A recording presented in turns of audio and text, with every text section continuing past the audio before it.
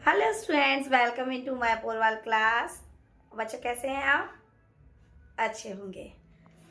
चलिए, तो स्टूडेंट्स आज मैं जो अपने इस वीडियो में कोई चैप्टर नहीं, आपको एक स्टोरी बताएंगे। जो बड़े बड़े लोग हैं शायद उन्होंने ये स्टोरी सुन भी रखी होगी, पर आप जैसे बच्चों को शायद ये स्टोरी ना सुनी हो। सुन भी रखी तो कोई बात नहीं, एक बार और सुन लीजिए। तो ये जो स्टोरी है इसमें कुछ आपको कुछ ना कुछ सीख ज़रूर मिलेगी। मेरी स्टोरी जो भी होती है कोई ना कोई सीख आपको देंगी, टाइम पास नहीं होती। तो स्टोरी चले ऐसे स्टार्ट करते हैं। एक बच्चा था, उस बच्चे के आज जब वो छोटा था 2-4 वर्ष का ही था, तो उसकी माँ और उसके पिता दोनों का देहांत हो गया था। तो उसका जो पालन पोषण था वो कौन कर रही थी? उसकी एक दादी थी बूढ़ी, वही वो कर रही थी। वो ये काफ़ी पुराने टाइम की बात है, तो इतनी सुख सुविधाएं नहीं होती थी इंसान के पास। तो जो दादी थी गरीब थी, कुछ काम धंधा ज़्यादा हो नहीं पाता था उन पर काम वगैरह, तो बड़ी गरीबी के साथ वो उस बच्चे को पाल रही थी। तो गांव की एक तरफ गांव था, दूसरी तरफ बीच में एक नदी पड़ती थी, और नदी पार करके क्या था, एक जंगल था। और जंगल पार करके एक गांव पर दूसरा गांव था, मतलब जहाँ वो बच्चे का गांव था उस बच्चे का नाम था कृष्णा। कृष्णा के गांव के पास एक नदी थी, नदी को क्रॉस करके एक जंगल था, और जंगल को पार करके पड़ता था एक दूसरा गांव। तो जब वो थोड़ा बड़ा हुआ, स्कूल जाने लायक हुआ, तो उसकी दादी ने सोचा कि अब इसका मुझे दाखिला कराना पड़ेगा विद्यालय में, क्योंकि ये बड़ा हो रहा है तो समय के हिसाब से इसे पढ़वाना पड़ेगा।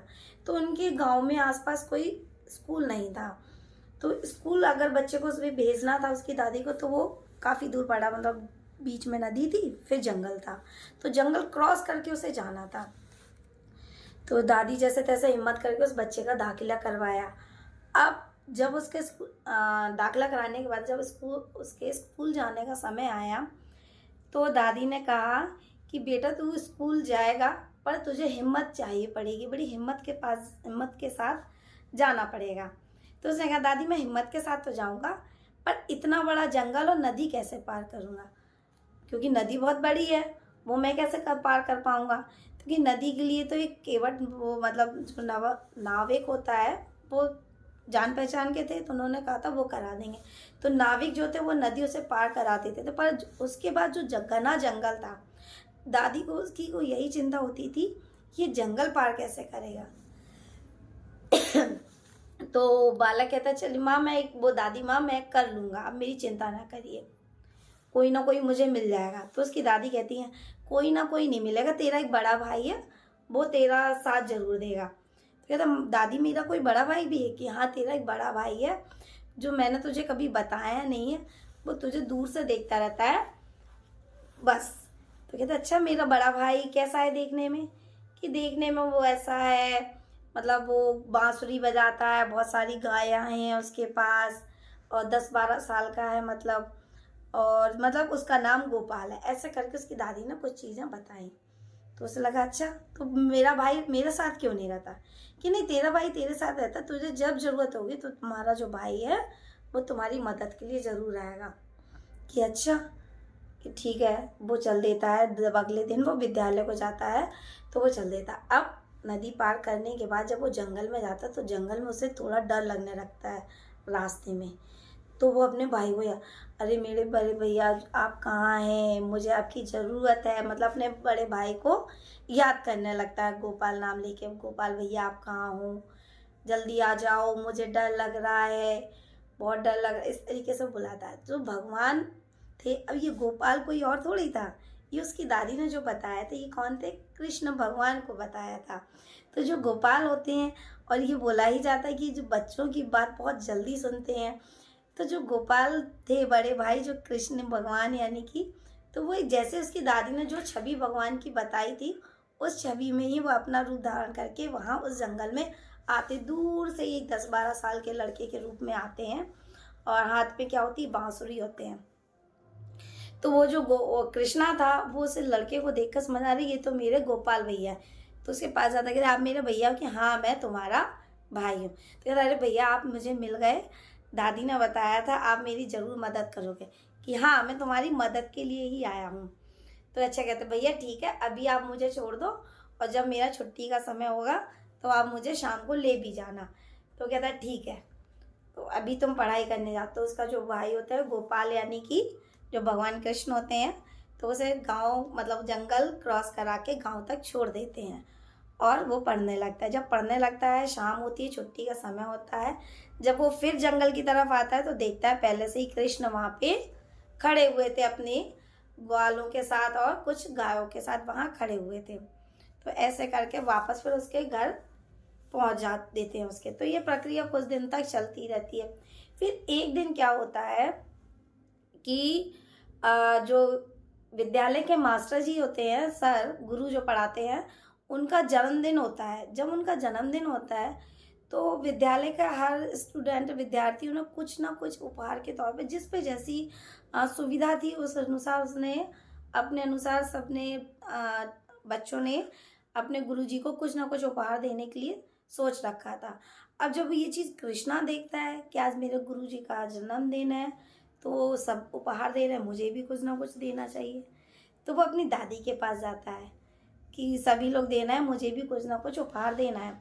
तो जो उसकी दादी होती हैं, दादी कहती बेटा हम तो बहुत गरीब हैं, तुम्हारे मास्टर जी को देने के लिए हमारे पास कुछ नहीं है। अब तो वो जो होता है कृष्णा, वो कुछ उदास हो जाता है। उदास हो जाता है तो उदास मन से अपने स्कूल की तरफ, अपने विद्यालय की तरफ चल देता है। जब रास्ते में उसे गोपाल मिलता है और गोपाल पूछता है क्या बात है, आज तुम बड़े कुछ दुखी दुखी दिखाई दे रहे हो, रोज जैसे नहीं हो खुश।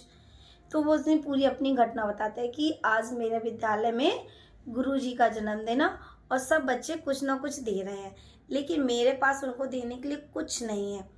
तो गोपाल कहते बस इतनी सी बात। तो कहते अच्छा ठीक है। तो जो गोपाल के पास कुछ जो गायें थी, उन गायों में से किसी एक गाय का दूध निकाले छोटे से लोटे में गाय का दूध निकाल कर कृष्णा को दे देते कि कह देना ये तुम्हारी तरफ से है मास्टर जी को। तो कृष्णा बड़ा खुश हो जाता है और मास्टर जी के लिए वो दूध वाला लोटा जो है लेकर चला जाता है। जब सारे बच्चे जो होते हैं मास्टर जी को उपहार दे रहे होते हैं, तो वो कृष्णा भी मास्टर जी को अपना उपहार देते हैं।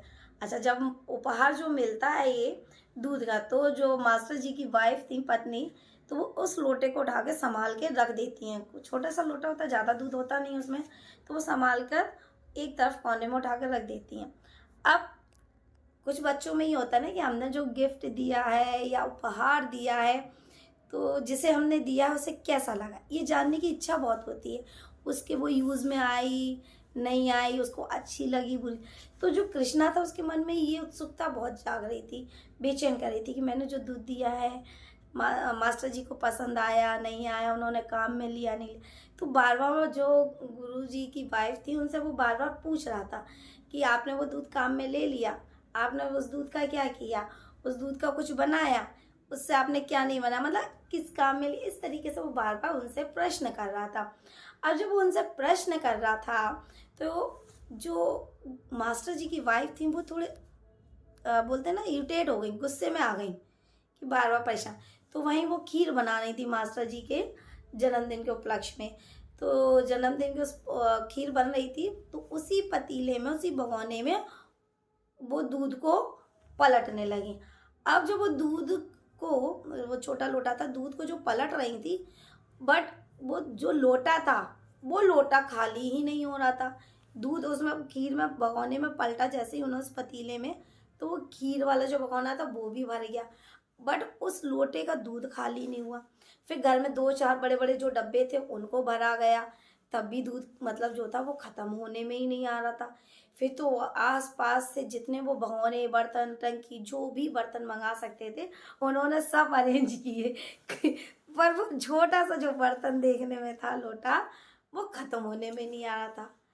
अब तुम जो गुरुजी की वाइफ थे वो तो बड़ी परेशान हो गई।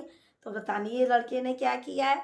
उन्होंने मास्टर जी को बुलाया, मास्टर जी देखिए इसका दूध का ये जो छोटा सा लोटा है ये खाली होने में नहीं आ रहा, इतना सारा मैंने दूध भर रखा है। तो मास्टर जी ने पूरा पूछा कि कहाँ से दूध लाया, ये किसने क्या दिया। तो जो कृष्णा था, कृष्णा ने पूरी बात बताई कि मैंने ऐसे ऐसे अपनी दादी से मांगा पर मेरी दादी ने मना कर दिया था। तो मेरे जो बड़े भैया हैं गोपाल, जो जंगल में रहते हैं, रोज़ मुझे लेने आते हैं और रोज़ मुझे छोड़ने आते हैं, उन्होंने ही अपनी गाय से ये दूध आपके लिए दिया था। जो मास्टर जी थे, पढ़े लिखे होने के साथ एक आस्तिक भी थे, तो वो ये बहुत अच्छे से समझ गए थे कि ये जो लीला है, जो ये दूध का जो लोटा है, कोई आम लोटा नहीं है, और जो दूध है ये भी कोई आम गाय का दूध नहीं है, और जो इसके भाई हैं वो भी कोई ऐसा वैसा भाई नहीं है। तो वो समझ गए ये कोई ना कोई भगवान की रची हुई लीला ही है। तो उसने कहा तुम अपने बड़े भाई से मुझे मिलवा सकते हो। वो कृष्णा जो था वो बोला मिलवा दूंगा, पर वो जानते थे अच्छे से कि जो ईश्वर जो होते हैं हर व्यक्ति को अपना दर्शन नहीं दे सकते हैं। जो उनका सीधा सच्चा भक्त होता है उसे ही वो दर्शन देते हैं, या जिसकी उनमें बहुत अच्छी बोला जाए श्रद्धा होती है, उन्हें ही वो दर्शन देते हैं। तो गुरुजी ने कहा अगर तुम्हारे जो भैया हैं मुझे वैसे अपने दर्शन ना दें, एक प्रकाश तौर पे मुझे मालूम पड़ रहा है कि तुम्हारे भाई यहीं आसपास हैं, तो मैं धन्य हो जाऊंगा। तो वो अपने भाई से कहता है कि गोपाल भैया मास्टर जी आपसे मिलना चाहते हैं। जो गोपाल भैया उसे दिख रहे होते हैं पर मास्टर जी को वो नहीं दिख, मास्टर जी क्या वहाँ जितने भी लोग खड़े होते हैं उन्हें वो उनका उसका कृष्णा का जो भाई गोपाल था यानी कि कृष्ण भगवान वो नहीं दिखाई देते। तो एक प्रकाश, थोड़ा सा प्रकाश वहाँ पर उस समय दिखाई देता, उससे जो मास्टर जी होते हैं वो समझ जाते हैं कि ये जो रचना रची गई थी, जो लीला थी, ये ईश्वर द्वारा ही रची गई थी और ये ईश्वर का सच्चा भक्त है। तो बस जो मास्टर जी होते हैं उससे के पैर छू लेते हैं, एक तरीके से उसके चरणों में पड़ जाते हैं, क्योंकि उसे उसके द्वारा ईश्वर के दर्शन ना सही ईश्वर होता है, ईश्वर कैसे मदद करता है, ईश्वर के क्या चमत्कार होते हैं, लोग हम सुनते तो बहुत हैं, पर जो मास्टर जी ने ये सब क्या था अपनी आंखों से देखा और महसूस किया। तो इस कहानी में बच्चों हमें क्या सीख मिली ये आप कमेंट्स में बताना एक तरीके से। और अच्छा ये बताइए जो कृष्णा के माँ बाप कहाँ रहते थे, क्या हुआ उनके साथ, जो कृष्णा के बड़े भाई का क्या नाम था, और उसकी दादी मतलब जहाँ उसकी दादी थी वो अमीर थी या गरीब थी। ओके स्टूडेंट्स, स्टोरी को हम यहीं ख़त्म करते हैं। जो क्वेश्चन मैंने किए इनके आंसर ज़रूर आप बताएंगे कमेंट्स करके। चैनल को लाइक एंड सब्सक्राइब जरूर कीजिएगा। Okay students, take care.